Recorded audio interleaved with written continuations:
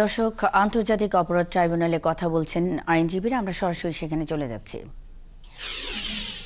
2009 সালের 25 ও 26 ফেব্রুয়ারি তারিখে ঢাকার পিলখানায় যে 57 জন সহ 74 জনকে নির্মমভাবে হত্যা করা হয়েছিল, সেই বিষয়ে আজকে আমরা ইন্টারন্যাশনাল ক্রাইমস ট্রাইব্যুনালে একটি অভিযোগ দাখিল করেছি বিডিআর শহীদ পরিবারদের পক্ষে।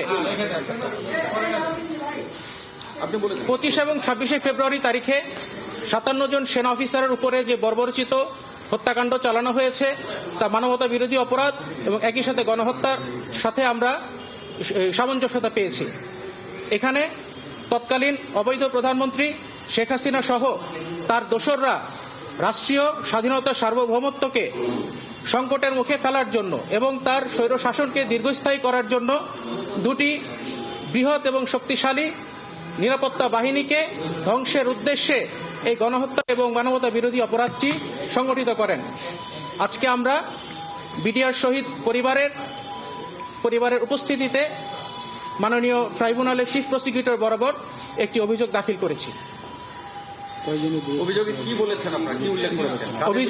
অভিযোগে আমরা 58 জনের বিরুদ্ধে আমরা অভিযোগ দাখিল করেছি, তৎকালীন প্রধানমন্ত্রী শেখ হাসিনা সহ। এবং আমাদের অভিযোগ খুবই সুস্পষ্ট, দুটি বাহিনীকে ধ্বংস করে বাংলাদেশের স্বাধীনতা সার্বভৌমত্বকে সংকটাপন্ন করার উদ্দেশ্যে পরিকল্পিতভাবে আওয়ামী ফ্যাসিস্ট মতাদর্শকে প্রতিষ্ঠা করার জন্য দেশপ্রেমিক এবং দক্ষ অফিসারদেরকে খুন করা হয়েছে। তাদের লাশে আগুন দেওয়া হয়েছে, বেয়নেট দিয়ে খুঁচিয়ে তাদের লাশকে ক্ষতবিক্ষত করা হয়েছে, তাদের এবং তাদের পরিবারকে আটক করে জিম্মি করা হয়েছে, লুটপাট চালানো হয়েছে, তাদের উপর আঘাত করা হয়েছে। এই সব কিছুই মানবতা বিরোধী অপরাধ হিসেবে গণ্য হয় এবং একই সাথে যেহেতু সে রাজনৈতিক উদ্দেশ্যকে চরিতার্থ করার জন্য এই হত্যাকাণ্ডটি সংগঠিত করেছিল, এটি গণহত্যা হিসেবেও পরিগণিত হবে। উল্লেখযোগ্যদের মধ্যে আছে তৎকালীন প্রধানমন্ত্রী শেখ হাসিনা, তার নিরাপত্তা উপদেষ্টা তারিক সিদ্দিকী, তৎকালীন স্বরাষ্ট্রমন্ত্রী যেহেতু এখন নেই, তৎকালীন আইনমন্ত্রী সহ বিভিন্ন বাহিনীর যারা তৎকালীন প্রধান ছিলেন তারা, এবং আরো কিছু আসামি আছে যারা ওই হত্যাকাণ্ডকে এড়াতে পারতেন কিন্তু না এড়িয়ে তারা এক্সেলারেট করেছে। ওই আসামিদেরকে আমরা এখানে ইনক্লুড করেছি।